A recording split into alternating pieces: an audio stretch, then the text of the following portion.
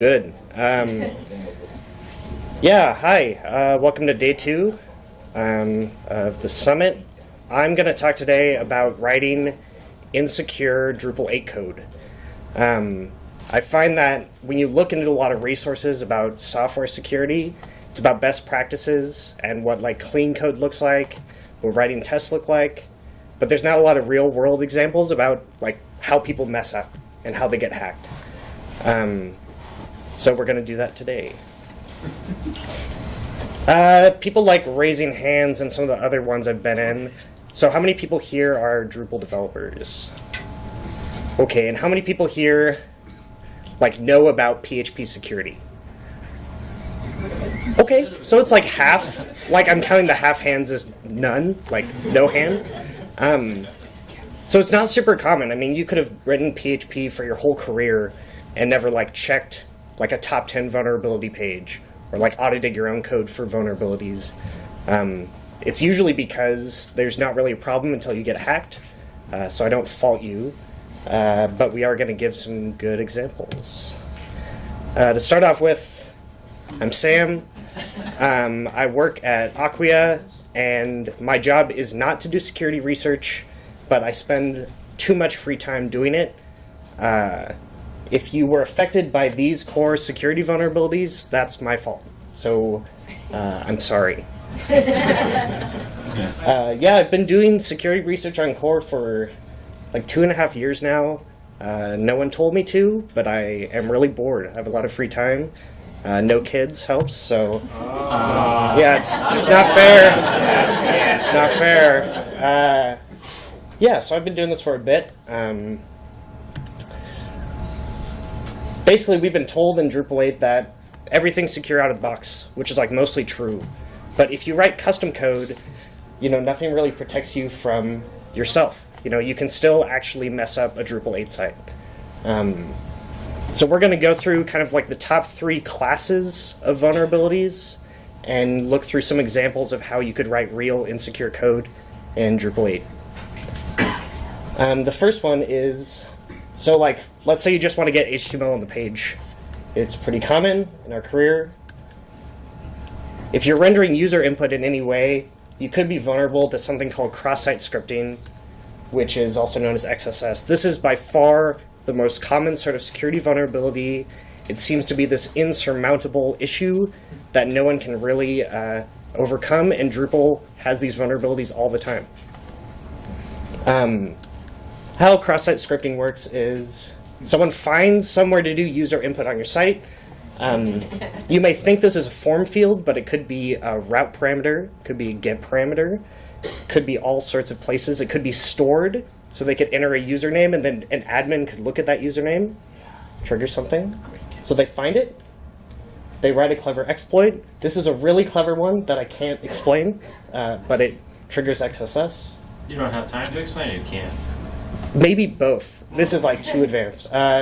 So the point is they write some code, they execute that code, and then they celebrate. So XSS basically allows you to do nasty things as the current user. So if as an admin is looking at a site, their own site, and XSS is triggered, you can do anything they can do. So you could change their password and log in as them, probably the most common. You could delete all the nodes. You could download all the content somewhere else. It's pretty dangerous. Luckily, Drupal has your back in this way. I don't know if typing here will... No, I gotta go over here. So Drupal has something called an XSS filter. It gets run on basically everything you enter in Drupal, usually at the very, very end of the render cycle. And it's really, really good. This is too tiny. Yes, it worked. Okay. So just for some examples, this is a page that you can actually access if you want to during the presentation at pnwds.mortensen.coffee. And you can try it out. I have some curse words there, I'm sorry. So if you do, this is a really common XSS string. It is a link, an anchor tag. Anchor tags are allowed with the current like sandbox, but I'm passing in some nasty string. I'm actually saying I want to execute the JavaScript string foo. If I pass that through Drupal's filter, it actually knows to remove that JavaScript prefix and just output foo. So pretty smart. In the same way, I can't just type tags I'm not allowed to type. So if I remove the anchor tag from our allowed list and click filter, I just get the contents of that tag. It's also really good at filtering like hanging tags. So this is a left bracket, and it actually converts that in a way that's safe to output. You can enter a lot of like crazy strings, whatever your heart desires, and pass it through the filter, and it's pretty safe, even if it looks crazy. So this is great, and you probably don't even know it's happening, but it is happening on your site all the time. So for the most part, you're protected by this. This is the XSS protection in core. If you go to this site and you find something that breaks it, please let someone know, because that's really serious. It should be cool though. So we will do something else. Okay, and Twig does protection too. So every time you output a variable in Twig, that gets passed through the XSS filter as well. So things like double quotes, ampersands, everything I just showed gets passed through that filter. Attributes in Twig are pretty safe too. There's this new attributes object you can pass things to. So if I was malicious somehow in Twig, and I put in a class, like in this example, I'm trying to add an attribute that would trigger XSS. Twig knows that that's nasty, and it should escape those double quotes, and it'll output it as something like this. So you're very protected, but you can still mess it up. So there's a few ways to do this. Just for the Twig example, let's say that I had this Twig string. So there's some class that a user can enter in the UI, and this is what my Twig looks like. I just told you that Twig escapes variables, which is true, but it doesn't necessarily know that this is an attribute value. It doesn't have that context. You're just randomly putting in something in Twig. So if I'm malicious and I pass this, what do you think will happen? We're not wrapping it in quotes, right? So the output looks like this. It'll say, the class is foo, but I have a space, and there's no quotes protecting me. So then I can add another attribute that can have a value, and that value can trigger XSS. So the takeaway here is like double quote everything in Twig, and also in general in Twig, like don't assume user input is like always safe. Always try to like test out your own stuff. So yeah, just to go over it, variables are escaped with a filter. So it escapes double quotes, but in my exploit, I actually don't use double quotes, and it still executes JavaScript. So there are ways people can get around this. Always wrap your stuff in double quotes, and if you can, use the attributes object. You really shouldn't be outputting any attributes yourself based on user input or attribute values. You should use the Twig attributes object. There are a lot of ways you can misuse render arrays too. So I showed you an old example where we were executing JavaScript with a special string in the anchor tag. So JavaScript : something else executes that something else. That works normally if you output an anchor tag yourself and the system doesn't actually have awareness of like, this is going to pass through the filter, and you pass JavaScript in this case, you'll actually get that output. So Drupal isn't like smart enough to know every single way you can output an anchor tag. At some point, you have to consider the security implications of letting people choose URLs and test things yourself. So this is an example. And then I wanted to show a bunch of examples that allow you to output script tags, because in general, it's really, really hard to just output JavaScript in Drupal 8, but it's possible. This is one way. If you output markup in your code and you explicitly allow the script tag, it'll output a script tag. Seems dumb. That's one way. Another way is like there's some special properties in render arrays like children that are assumed safe. So like they're totally internal, but if a user can edit this render array in some way, they can output this. And this is a tricky one. So I learned about this recently. So if you pass a translated string to anything that outputs it as HTML, it's assumed that the contents of that translated string are already safe. So this is kind of complicated, but when you put things in the T tag, you're actually supposed to use this thing called like variable replacement to protect it, and you shouldn't put user input in there ever. So this looks like it really shouldn't work, but it does, and that user input could contain any HTML string. Yeah. And then another way is inline template. It's a funny element that basically lets you write Twig in your render array. And a lot of custom modules do this to get around writing Twig templates. It's kind of like a quick hack, but it's super unsafe to pass user input to it. Because if they have access to Twig, they basically have access to output anything they want. Are there questions on those? Single quotes okay? For which? Wrapping the attributes. Like previous example you were talking about, Yep. always use double quotes. Yes. Single quotes. Yep. Okay. Single quotes are okay. Those are escape too. Yep. Okay, so another thing is not filtered in JavaScript. So there's a lot of ways you can write JavaScript in Drupal core, and they're not all implicitly protected by some templated engine like Twig. You ultimately choose what HTML gets output by your code. So what this means is, in this example, I have an input element. It has some value entered by the user, and I have an error element, and I want to show an error if the text is wrong. So, can anyone see the problem? Yeah, I'm calling jQuery's HTML method and passing like raw user input to it. Classic, but yeah, this could allow them to enter any HTML in the input tag. This is a better way to do this. jQuery also has a text method, and that escapes every HTML special character. So this would output, safe content, but we're actually losing something. We're losing that p tag wrapper, and also if we wanted any complex markup here, we've lost all of that. So this is the real Drupal way you're supposed to output HTML in JavaScript. You're supposed to get user input and use that it's the equivalent to the T function in PHP. It's called Drupal.t, and it takes exactly the same arguments and the same style of variable replacement. And so because I've said @title on that bottom example, that will actually run the XSS filter on that input. So be aware, when you write JavaScript, it can seem quick and dirty and easy to use a lot of jQuery methods, but most are not safe by default. And jQuery traditionally has not really protected you from XSS. So, general tips when you're auditing your own code. Question complexity. So if you ever see anything that's outputting HTML in a weird way, that's up to you, but if it just feels like, oh, why aren't we using Twig? Oh, why is there string concatenation? If it feels weird, it probably is weird, and it may be insecure. Use Twig wherever you can, if it's possible.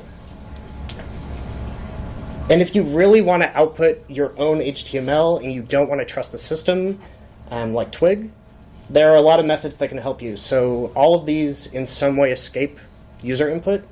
I'll share these slides later, but yeah, from top to bottom, it's kind of the top one is just checking that markup doesn't contain script tags. The second one escapes everything. The third one is more like when you enter text in WYSIWYG, it gets run through this function. And then the last two are JavaScript methods. I actually think JavaScript is a really big attack vector in Drupal code, because we're not JavaScript developers. We don't have this domain awareness of what secure and insecure code looks like. So take a look back at some attach behavior statements and see if there's anything really funky there, and review. Are there any general questions before I move to something else? Okay.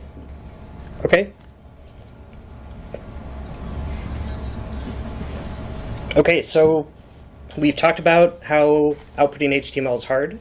A lot of times you want to query the database too. If you're querying based on any user input, you could be vulnerable to what's called SQL injection, which is shortened as SQLI.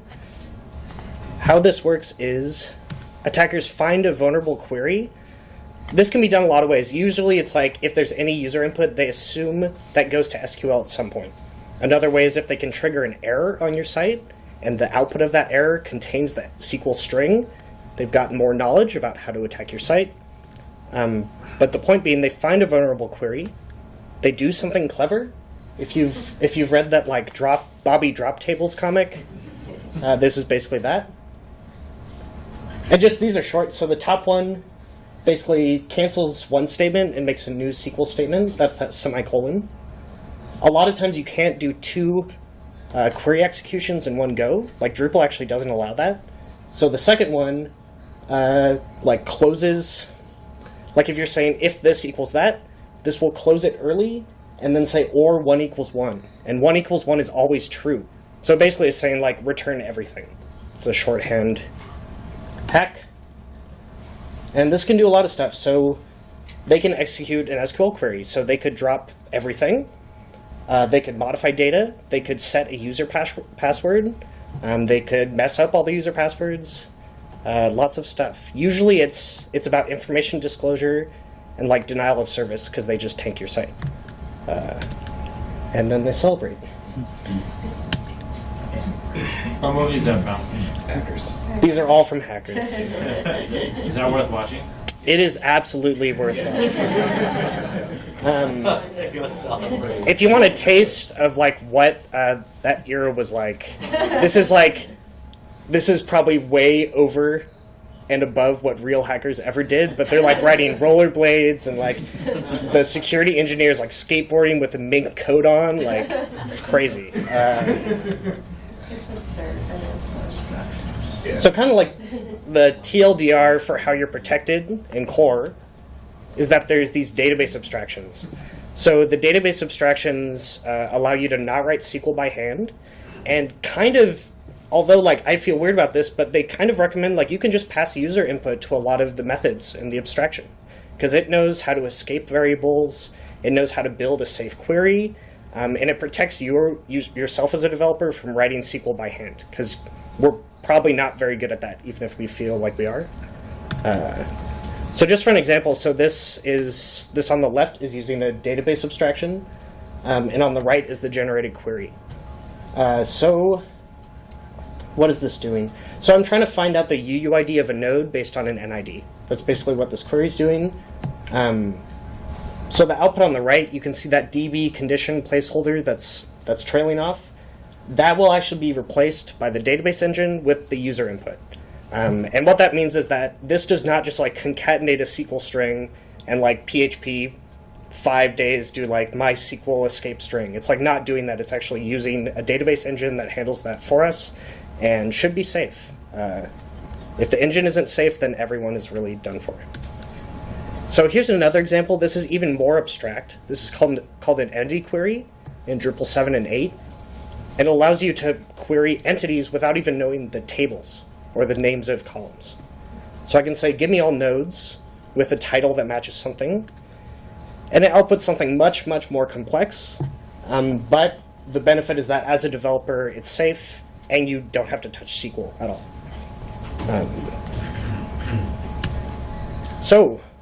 Just a sidebar, when you run node load, it seems like a simple operation. It's not. It's actually really crazy. And the generated query is wild. So only takeaway is like you don't want to write that bottom part by hand ever, probably. So you can still mess it up. So one way is just not using placeholders. So let's say this is my query that I've written. I'm using the abstraction, right? I'm not writing SQL by hand, but I am because I'm running a query. And if you can recognize something, that $name, if that's user input, I'm just doing a string concatenation.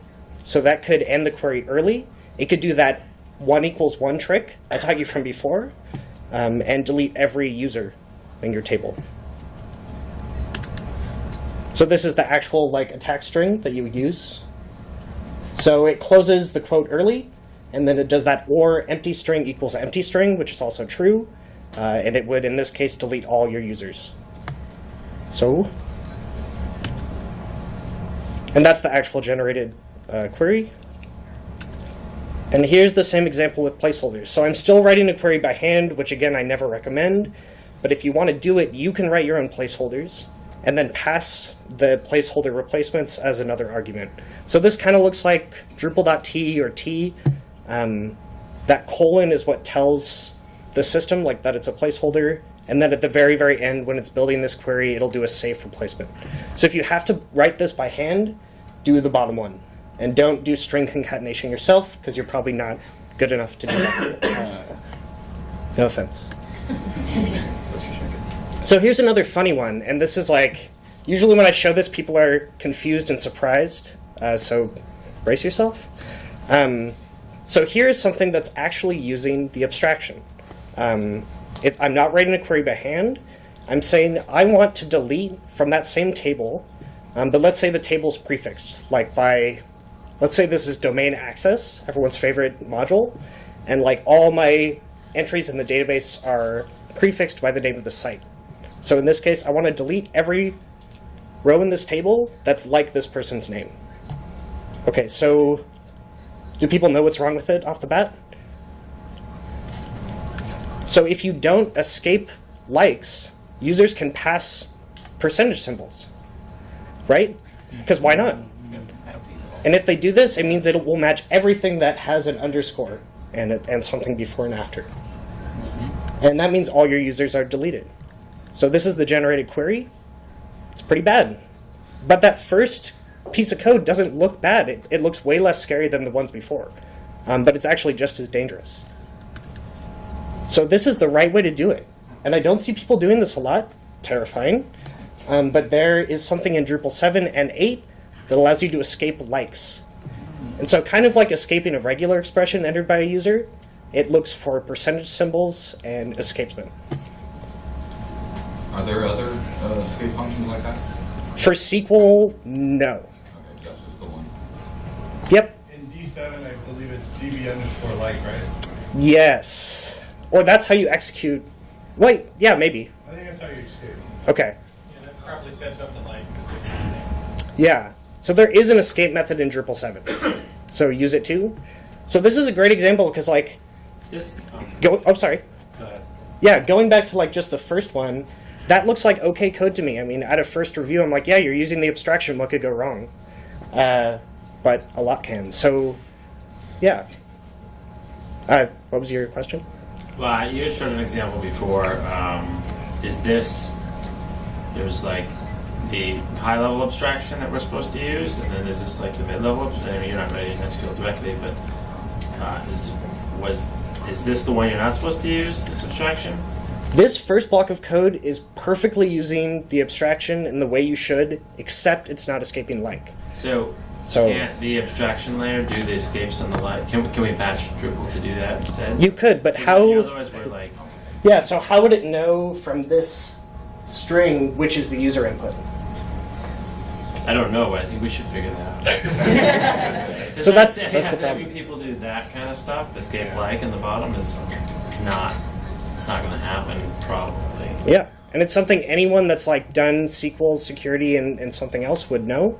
But it's like in Drupal, we just trust the abstractions. And I just told you to trust them. But yeah, so... It kind of goes back to never trusting user input. So just seeing him passing that variable in directly, I would never do that without either prior checking it or Okay. having the escape function All around. right. Yeah. But I've seen this code a lot. And again, every time I show this, this is the one where people are like, oh, I've written this. So don't feel bad. But escape them from now on. You could put a test in code review to search for the word like and see if it's accompanied by at least flag it or something like that. I kind of wonder if a lot of these examples could be ported to that. I might follow up about that. That's a good idea. Yeah. So in general, use placeholders. I mean, I really don't think that you should be concatenating SQL strings yourself. So use placeholders. Escape conditions using like. And don't write queries by hand. I mean, I have before, but there's a lot of danger, you know. I think Angie brought up yesterday that database table names and column names are not BC. So like those can change in core. It's not an API. The structure of your SQL database is not an API, and you're really not supposed to access it directly in core. So figure out a way to use an abstraction even above the SQL abstraction. So if you can use entity query, please use entity query. Okay, so now moving on. We have output HTML, we've written SQL statements, but let's just write PHP, just like plain old PHP. So if you're executing PHP code based on user input, which everyone is, you could be vulnerable to something called remote code execution, and that's shortened as RCE. How this works is someone finds user input, again, they craft an exploit. I wrote this example, and I actually think it's real. This may freak some people out. So let's say I have a route, and like the route takes an argument, and that argument is like any variable that's then passed to a bash script. So in this example, what am I doing? So I'm passing, like, normally you would say provision environment dev, like for a hosting provider's API. If I pass more of a string and say, okay, do that, but do this double quote to maybe like end the bash script statement, and then a semicolon, and then write some more bash. See what happens? And in this case, I'm like adding a new key to the authorized keys. Oh man, this. So like if you're doing string concatenation on bash scripts, this is like the sort of stuff that'll get you. And then they execute that code. So this is what the code may look like on the server when the REST API figures out how to execute it. So it's executing two things. And then they celebrate because they've added their public key to your server, and they can SSH. It's pretty easy. So there's not like a golden rule with PHP security. It's really hard, and there's a lot of ways to do bad things. But there's classics that you can spot. So to start off with, both of these allow you to execute bash through PHP. The top example uses backticks. This used to be really common in PHP. Now it's not. We're not really executing bash a lot. But look out for it. If anyone has backticks in their code, that's running bash. Isn't that crazy? Part of the language? Wait, so you just put backticks in PHP and it executes as shell exec? Yes. That's a thing? Yes. Do it. Yes. Best quoted. Yeah, run it. And in JavaScript, it outputs a template. It's like so friendly in other languages to do backticks. But that second one is the same thing. It allows you to execute shell commands. And I tried to use a real example here. Can you see maybe what this is doing? It's using image magic to convert a file name to like to something else. So if that file name is user input, a lot of people assume that file names are safe. They're not if they're provided by the user. And so I could, again, add a semicolon in my file name, just write some more bash, and it would execute that. So it's scary. So this is how you actually do it if you want to do this right. If you really want to concatenate bash strings yourself, there is a built-in function called escape shell arg. I actually don't know what it escapes, but in general it should be safe. I think it probably escapes everything that could be. It probably just adds double quotes around it and escapes quotes within it or something simple. But do this. If you really need to write bash, you should be using this. This is another one in PHP. Eval. So eval allows you to execute PHP code. There's actually more ways to do this, but this is just common. So you may do this. This used to be a lot with it's a function called assert. It just like felt good to like assert that something's true, but you pass it a string that is also PHP code that's executed in the current context of whatever it's running. So user input here is very dangerous. And actually there's no way to escape this. You just shouldn't use eval. I just wouldn't recommend it. Here's a really funny one. Did you know that preg replace allows you to execute code? No one knows. It's like not common. So they fixed it in PHP 7, but in PHP 5, let's say this is my code.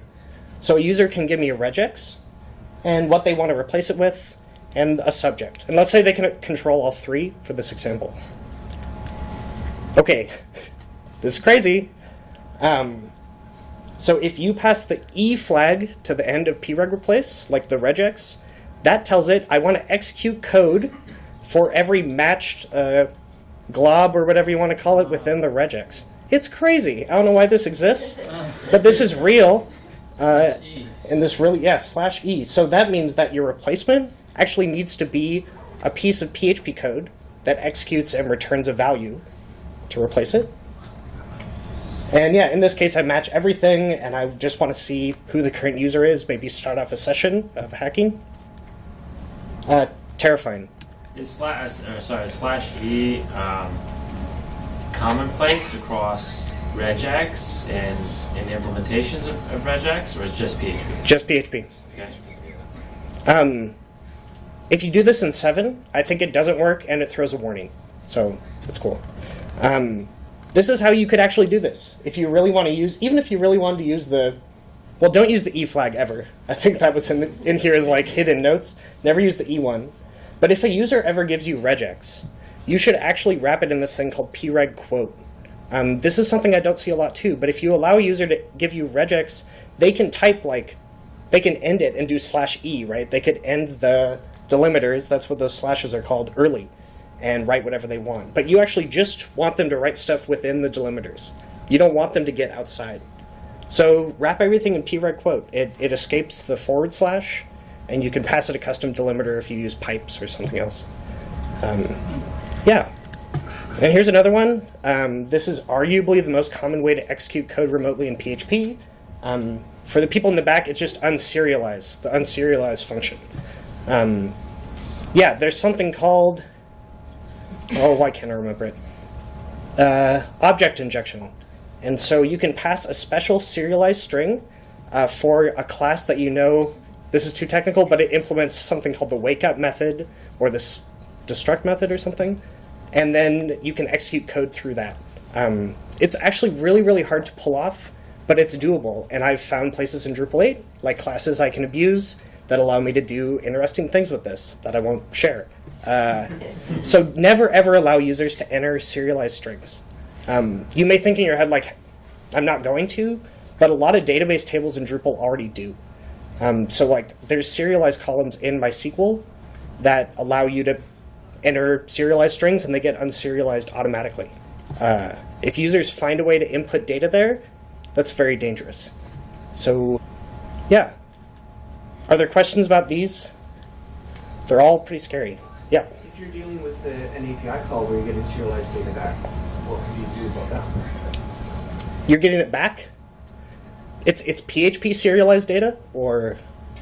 No, I guess not. I was just thinking of a way that you get unserialized data from somewhere else that you have to deal with in the recommendation. Just like eval, my security recommendation is to never, ever, ever allow user input to be unserialized. I just don't think you could ever do it safely. And there's a big asterisk because in PHP 7 they added another argument to unserialize. And it's basically, do you want to allow objects? So you can actually tell unserialize that I only store serialized arrays, which is actually quite common. Not everyone stores objects that are serialized. So there are safe ways to use this in PHP 7, but in general, like, don't do this. I just think there's better ways. Use JSON or something else. I think you can hold yourself to a higher standard and pull it off. Here's another scary one. This is actually, I'll say it at the end, but RC can be hard to spot. All the examples before are like PHP Security 101, easy to spot. Here's a really hard real example. Okay, so that's a Twig string. You can render stuff in Twig. You can render arrays in Twig, right? Everything's a render array, and you pass those to Twig and it renders. Who here knew that you can write them in Twig? I did. You did? Okay, so I've never seen this, but you can do this. You can write your own render arrays right in Twig. Do you see a pathway to something? Maybe something like that? So this is real Twig code. You can execute on any Drupal 8 site, and that will execute shellcode through Twig. Isn't that cool? So I found this, and there wasn't a step-by-step guide to do it. But I realized you can output render arrays in Twig, and I'm like, I know there's a lot of callbacks, and render arrays are pretty funky, so I bet we can pass a really messed up one. So yeah, point being, stuff like Coder, things like automated code review cannot catch this. It's actually not possible. So you need to sometimes just review it yourself, line by line, and find stuff. So this is public, and I've been trying to fix it for a year. It's been public for a year. So if you want to help me, please go to this issue. It's also on the sprint board in the main room. Yeah. Okay, tips.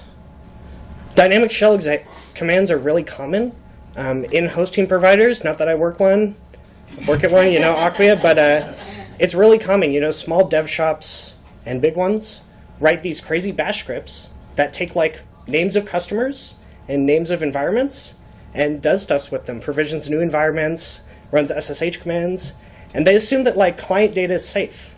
But it's not safe. Like you can't actually trust your clients because if they get compromised and then they change their machine name to some bash script, that'll execute on your server. So even when writing bash scripts for like customer data, like people you trust because they give you money, don't trust them either. So I'm calling out hosting providers because I know that's where the most bash script lives. I'm pretty sure. Don't use eval or anything like it. I'm pretty sure you can get away with not doing it. And don't ever unserialize user input. Object injection is really hard, but once you can do it, it's very dangerous. So watch out.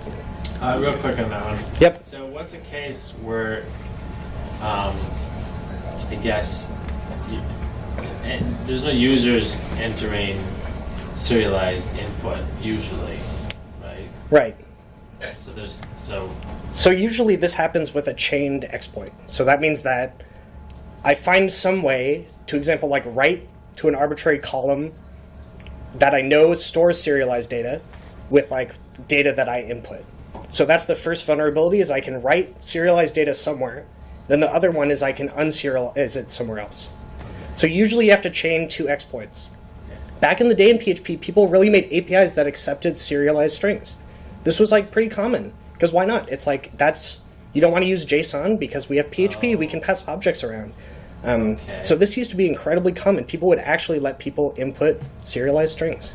So before JSON, this is pre-JSON era. Yeah, Core still uses serialized data everywhere, but it does it in a very secure way, not user input either. Yeah.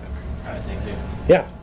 So just real quick. Yep. So chained exploits in the security world. Yep. I've heard of. I think there was one with Spectre or something like that. That's like one of the Spectre ones. The variations was like super hard to execute. It was like you had to do certain things in a certain area. Do people generally put like less precedence on chained exploits because they're so much harder to exploit, or is it pretty much all the same? Like I'm just trying to get in terms of like how severe. Yeah, I'm just trying to gauge like what it's like in that community, Yeah, so in the Drupal community, the difficulty to exploit is taken into consideration with like how severe, like what severity they give things. I kind of disagree with that. I think if it's possible in any way to exploit something, you should assume the best of your like hackers. So I think even if it takes like massaging some data or some like node a million times, like maybe if I save it a million times, I can slowly corrupt this one string. Okay. I think that should be as severe as like that Twig one I just posted, which seems so easy. But yeah, in the Drupal community and the actual security team, I think they view chained exploits as like less common. So. But less priority too. Yeah, kind of. Okay. Yeah. But it's not. It does really, depend because it's just two steps. Yeah. Yes. But you have to know both steps. It's I have opinions, but yeah. That's good. Any other questions before I'm going to move out of the code for a little bit? So, okay. So just at a high level, I think that all the vulnerabilities we're going to see forever, like in the next few years, are going to be based on headless implementations.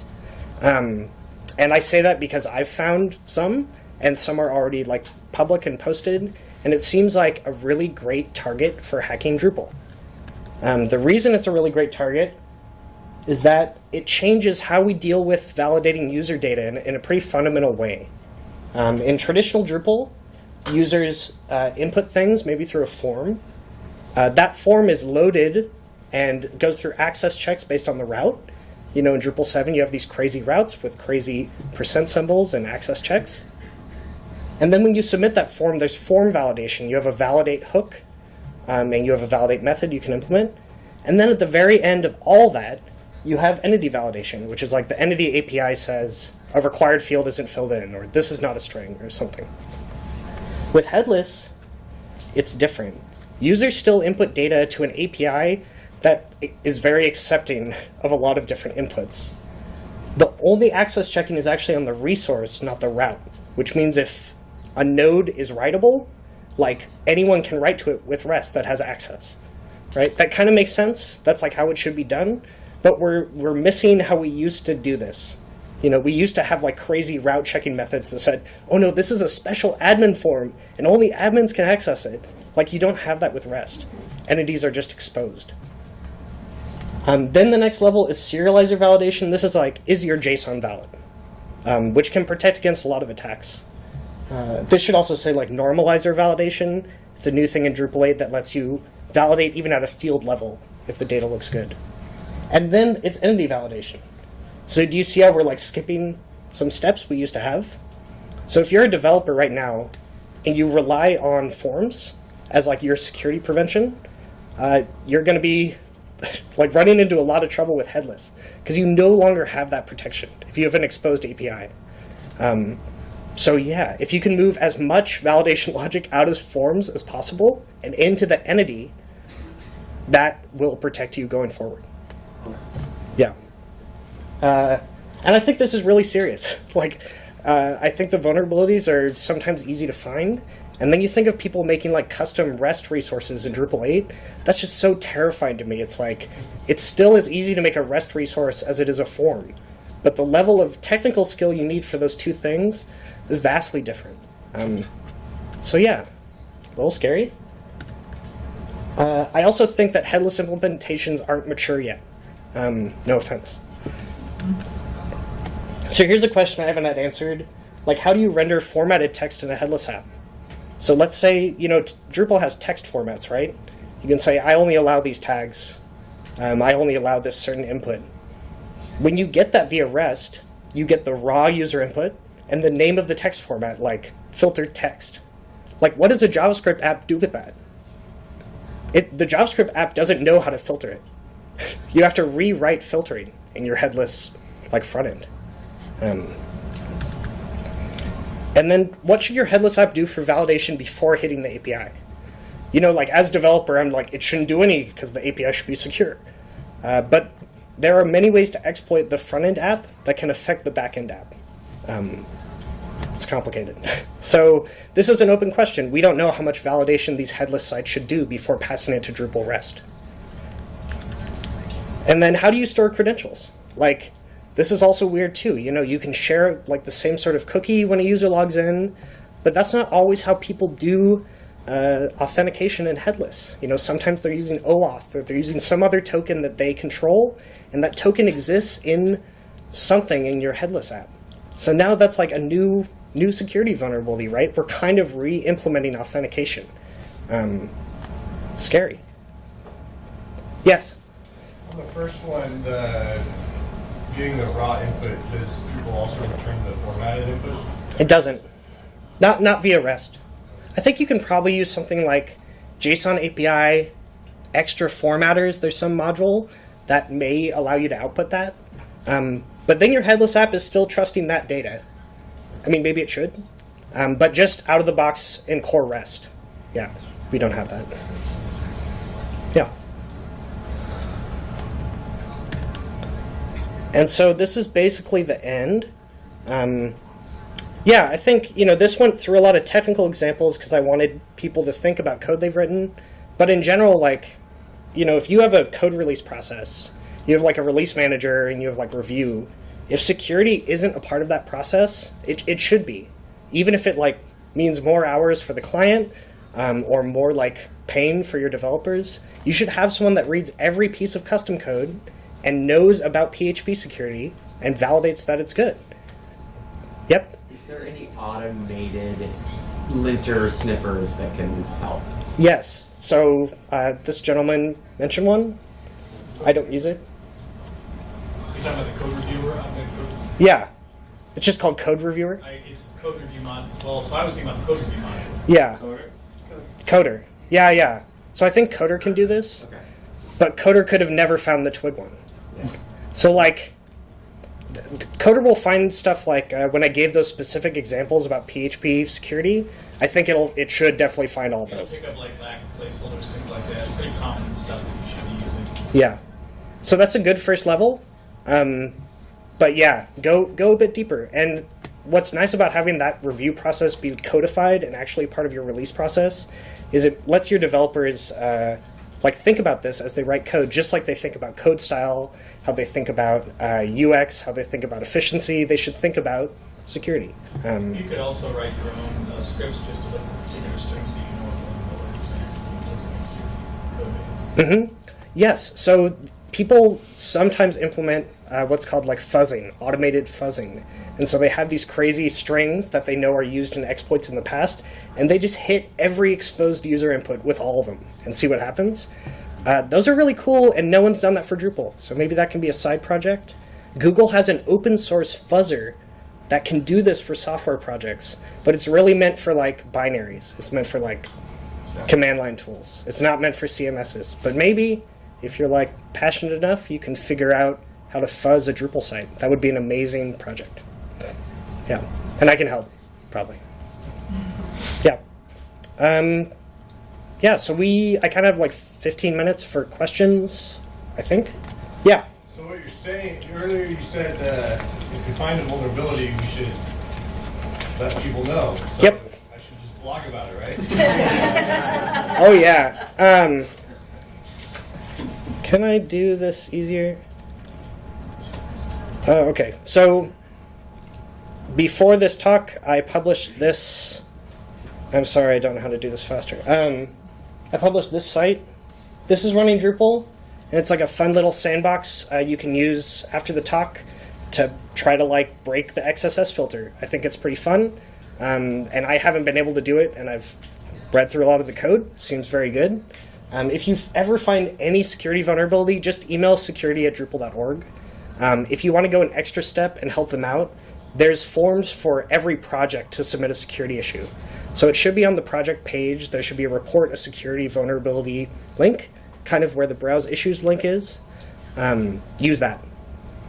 And I like to blog about security vulnerabilities. I have some on my website, but the Drupal security team doesn't. They like to hold back. It's usually like a year, which is crazy, after the vulnerability is fixed. People start blogging about it. They're very worried. People don't update their Drupal sites, so we can't like really trust that the community is up to date when we write stuff like that. But That's true.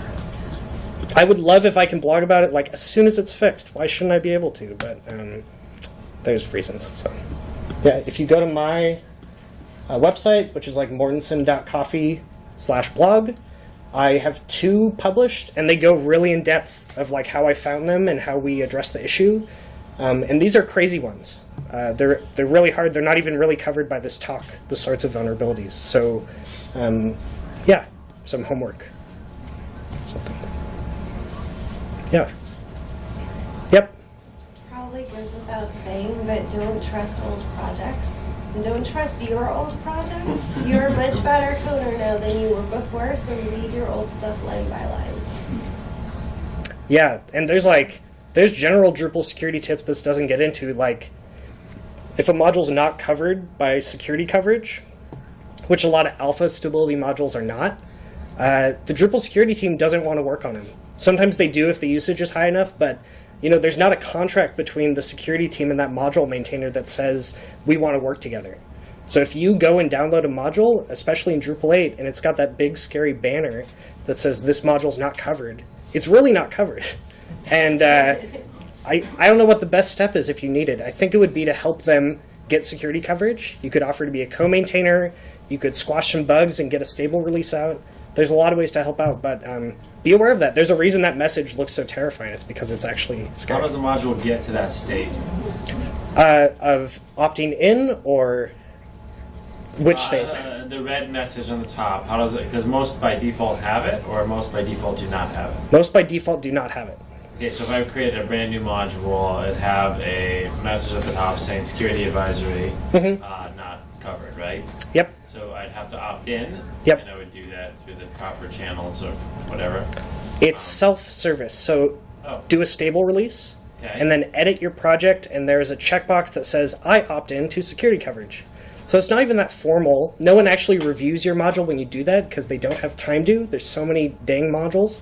But it's opt-in. You as a module maintainer can always make that choice. And that just means that, what does that mean that I opt in? Yeah, so it means that if someone finds a security vulnerability with your module, they will report it and you will act on it.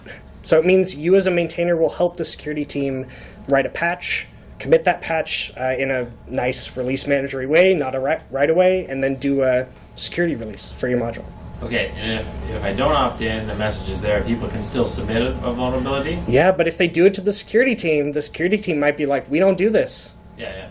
They may say, you can make it, actually that, what? Remember what they work on, like at least letting you know about it? Thanks. They will let you know about it, Okay. but technically people, if you don't have that coverage, they can submit all security issues publicly. Okay. It's like documented in many places. Because you're saying this module isn't stable, you shouldn't use it in production, and it's not secure. Got it. So like I should be able to make public issues in your module that say, hey, I can totally hack this, even if it has 5,000 users.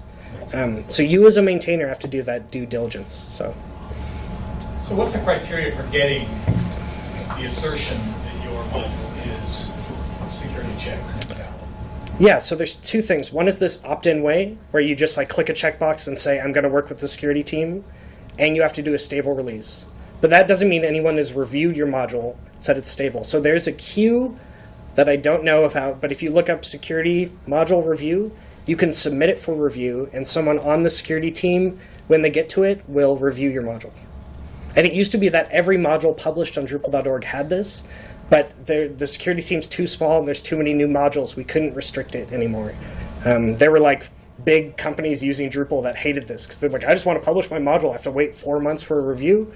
So we're like, okay, we're going to open the floodgates with the caveat that like maybe it's less secure overall. But yeah. Yep. Can I join the security team? Yes. I am a provisional member. And I think you can do that just by emailing them and say, I want to be a provisional member. And they will talk to you and then assign you a security issue and you'll work on it. Does a provisional member mean like apprentice or something? It's a weird status. I wish I was a full member. It makes me sound so lame. But no, it basically means that you work with them on security issues. You go to certain number of meetings. They can assign you any number of issues to work on. What you don't have and what I don't have is I can't do security releases of Drupal core, and I can't see every open Drupal core security issue. Oh, there's a hidden queue of security issues. There may be, yeah, no, there is a hidden queue. So, so yeah, when you're provisional, they just give you individual access. But they have to really trust you before they say like, hey, here's N number of open issues and you can see them all. It takes a long time. I've been a provisional member for like a year, I think, so yeah. But it's about helping. You shouldn't, the status doesn't matter. It matters to me, but it doesn't really matter. Question. Yep. So, as you get more into like learning about this vulnerability and that vulnerability and executing this, and do you pretty much just see the entire web as one big exploit? I see PHP as a large attack surface or something. So Now, is that because you don't have enough knowledge in Ruby or other languages yet? Like, if you started looking at Ruby, would you see all Ruby sites? Like, I'm wondering, because I used to be a locksmith, right? yeah. And for 5 years, I picked locks and fixed doors and all sorts of stuff. So every single door I walked through, I'd look at the whole thing. I'd look at all the problems with it. I'd say, oh, the hinge needs to be replaced or whatever, right? And it finally has worn off a little bit where I don't have to do that anymore. Yeah. But I feel like my personality, looking at security, I'm just going to be like, every website I visit, I'm going to start like tinkering around with it, and just like it's going to become like a virus almost inside of me or something. So I would say, so what happened to me is that you start thinking about your own security and security at your company, and that can often be scarier than looking at other sites because When you become aware of like ways you can exploit things and like common bad practices, or like for me, almost all of the vulnerabilities I find start with a bad feeling. Like it's just like, this code looks weird. I like can't put a finger on it, but it's too complex. There has to be something wrong with it. Or maybe it's too simple. You ever get that feeling? Yes, like the Twig one is almost too simple. It just rendered every darn thing that was passed to it. So yeah, I would say what happened to me was I don't think about when I go to other websites, but now internally I work at Acquia, and now I see like all these opportunities. And so now what I want to do is like reach out to more people in my own company and my own projects and make them more secure. So I think that happens before you become like paranoid about the whole web. Okay. Yeah. So you're getting there. Yeah, I'm sure it'll. Yeah, you got to trust some websites. I mean, if your community credit union has like a terrible password field, like what do you do? Like you can't really change that. You can just be upset. So, yeah. Cool. So we have 5 more minutes. If anyone has anything else. So is PHP uniquely bad, or is that just like because you know more PHP than anything? I think like in the security community, people see PHP as a huge problem. Because of the language itself, or because of its history of kind of like people learning how to web develop with PHP, so they write that code. So I think it's a lot of things. One, most of the web runs on PHP. So most web security vulnerabilities will be on PHP. So I think regardless of the language's inherent security, it's always going to have a larger attack surface, which just means like more stuff to attack than any other language. On top of that, PHP's internals are like scary. Like that backticks executing shellcode, like that should just be removed. Like eval functions, I don't like either. There's like a lot of things in the language constructs that could be changed. Drupal is really secure by default, so I think people are really protected by it. But if you ever go back to an old PHP project or maybe start from scratch, it is so hard. You have to work so hard to secure all your code. So we're very lucky to work with a CMS that kind of like hides you from all the stuff I'm talking about. Yeah. So. Yep. You go into Watchdog or whatever it's called nowadays, and you look at all the page not founds. You'll see that bots looking for different routes. Yeah. Are there any well-known gotchas in Drupal, or are those all pretty locked down? I think it's all locked down. I mean, if it wasn't, there'd be an open security issue and someone's working on it. So yeah, like web crawlers or brute force attacks or fuzzing is really common. And if you run any large company's website, you see that in traffic all the time. And usually the attacks are dumb. They're really dumb. It's like they hit index.php with a null string, which is like %0 in a query parameter. And they're like, yeah, I'm just going to like mess with this enough, and maybe I'll see an error that leads to a chain vulnerability. And but Drupal doesn't give up that information too easy. So they're looking for like handwritten applications. They're looking for like really bad sites. Do you have any idea why suddenly in the last week or two there's been multiple password reset attempts against some of the sites? I noticed on sites that I run, I've been getting multiple requests for password resets. And I'm wondering if it was just some new vulnerability or some sort of like why not? Well, Are they legitimate users or are they fake users? They're trying to do password resets, and the password resets in my case all go to secure email addresses, but all my sites are getting given password reset requests. And I contact the admins on the site, like nobody, the person for whom the reset request came in has no idea that it happened. Yeah. Just ridiculous. So I think the problem here is that those forms are exposed publicly, and they don't have any. The reset password button may not have spam prevention. So normally when you log in and you use like a wrong password, it'll like lock you out after 5 attempts. So that's a good point, because maybe we should lock people out for password resets. But one problem in Drupal is forms that are exposed publicly and that don't have CAPTCHAs can be hit as many times as an attacker wants to hit them. Flood control on a good number of those. So if they're coming from one IP, at least you're somewhat limited, but they don't come from one IP anymore. And people can change their IP. I mean, they can like get around those limits easy. So I don't think there's any reason now. Nope. Someone wrote a new script, and that's it. Targeted and Yep. you're next on the list. But they were like, yeah, I was seeing mentions all across the Drupal community that people should experience. Yep. Someone has a list of Drupal sites, and they think this is a vulnerability. Maybe it is, because I don't know. But yeah. Just feedback, he said, the common one is admin, so maybe renaming your admin user name to something else is easy. Like not the admin. Right, not admin.